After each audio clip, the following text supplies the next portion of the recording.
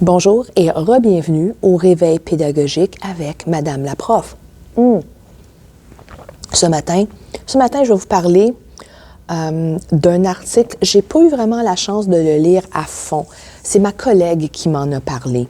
Une journaliste qui travaille pour la presse avait écrit un texte comme quoi ce serait peut-être une bonne chose à considérer, modifier les règles du participe passé. Les simplifier un peu, éliminer toutes les exceptions. Et je ne suis pas ici pour vous parler des participes passés. Il n'y a que moi dans ce monde qui adore parler de la grammaire de façon avide et de façon passionnée. Je sais qu'il y en a peut-être d'autres, mais sur ma chaîne en ce moment, les 145 personnes qui sont abonnées à ma chaîne, je ne pense pas que ce sont les genres de personnes qui voudront parler de participes passés. Non, je voudrais vous parler un peu de la réaction qui a été partagée avec moi des lecteurs de la presse.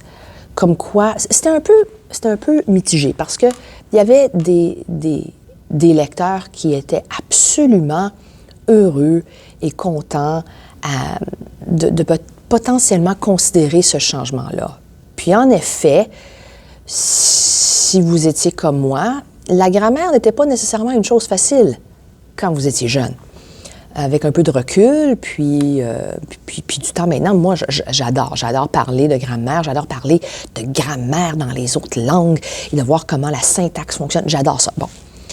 Mais quand on apprend le français, considérer toutes les différentes règles de grammaire, c'est pas une chose qui est facile. Donc, plusieurs étaient heureux ou sont heureux de potentiellement considérer ça et étaient d'accord avec la journaliste.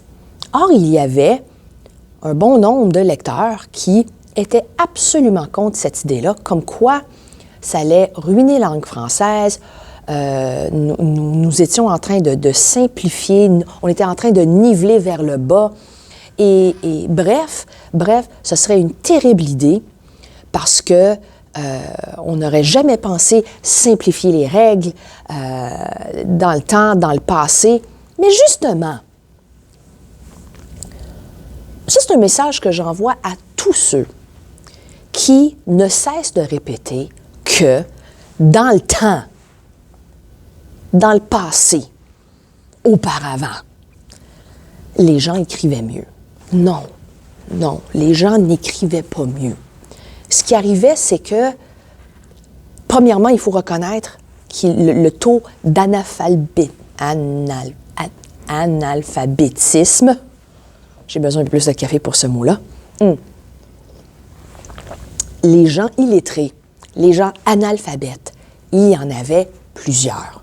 Il y en avait plusieurs qui décidaient d'abandonner l'école parce que, bon, pour le travail, parce que ça se faisait pas, parce que on devenait apprenti quelque part et on travaillait pour subvenir aux besoins de la famille.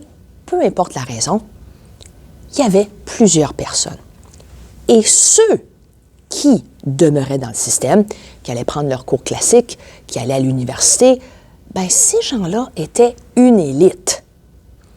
Donc, ce qu'on avait comme écrits qui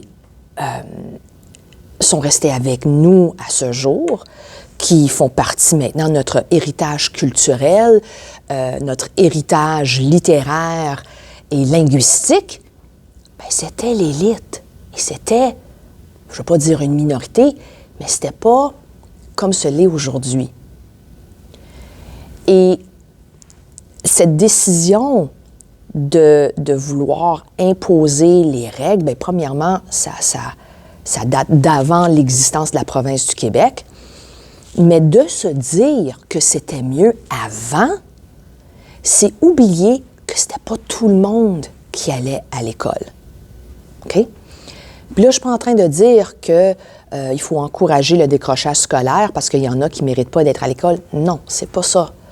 Ce que je suis en train de dire, c'est que il y a potentiellement parmi nous, puis je pense que je l'ai même mentionné dans une autre vidéo, il y a potentiellement parmi nous des gens qui n'ont pas nécessairement les mêmes forces les mêmes aptitudes, les mêmes compétences, les mêmes talents à apprendre la langue française. Et peut-être leurs talents sont ailleurs. Alors peut-être qu'il faudrait arrêter de se dire que, premièrement, que notre identité en tant que communauté, comme province, c'est uniquement à travers la langue. Je suis désolée.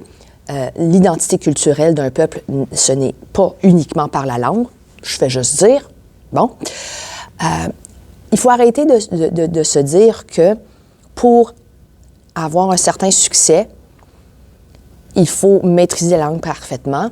Il faut arrêter de se dire que les gens écrivaient mieux auparavant, dans le passé. C'est pas vrai.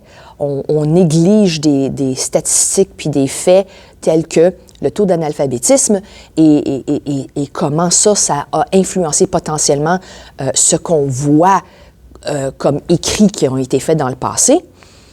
Il faut aussi arrêter de se dire que le français ne sera plus pareil, ne sera plus à la même hauteur des standards du passé parce qu'on est en train de simplifier la langue. Et je suis d'accord avec ma collègue qui m'a dit, peut-être les jeunes seront plus intéressés à apprendre la langue française si on leur dit, tu sais, les participes passés, il y a 2 règles. Les participes passés régis par le GN et les participes passés régis par le complément direct du verbe. Puis on oublie toutes les exceptions à la règle. Ça serait donc bien facile et plus intéressant. Puis dès que les élèves comprennent ces 2 règles-là, on peut passer à autre chose. Je pense que rendre une tâche peut-être plus facile va la rendre plus attrayante et que c'est comme ça qu'on va vivre un véritable succès. Sur ce, mesdames et messieurs, je vous souhaite une excellente journée.